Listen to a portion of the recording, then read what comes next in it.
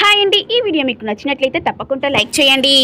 రామలక్ష్మి సంతోషపడుతూ ఉంటుంది. ఇక వెంటనే ఇంటికి వచ్చాక జానకి చేయి పట్టుకొని తిప్పుతూ ఉంటుంది. ఏమైంది రామ, ఇంత సంతోషంగా ఉన్నావేంటి అనే విధంగా జానకి అడుగుతూ ఉంటుంది. అమ్మ, నాన్న పలకరించడానికి వచ్చాడనుకున్నాను, కానీ సంబంధాలు కలుపుతాడని నేను అనుకోలేదు అని ఈ విధంగా రామలక్ష్మి చెప్తూ ఉంటుంది. ఇక శివరాం రామలక్ష్మి మాటలన్నీ విని ఇక శివరాం ఈ విధంగా చెప్తూ ఉంటాడు.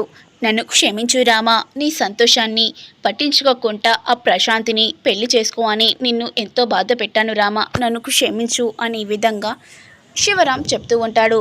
ఇక రామలక్ష్మి ఈ విధంగా చెప్తూ ఉంటుంది.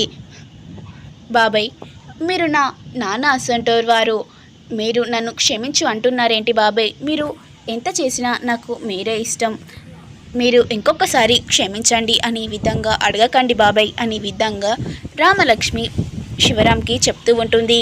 నెక్స్ట్ ఏం జరగబోతుంది అని మీకు తెలియాలంటే నేను పెట్టే ప్రతి వీడియో చూస్తూ ఉండండి. Please do like, share, comment, subscribe చేయండి.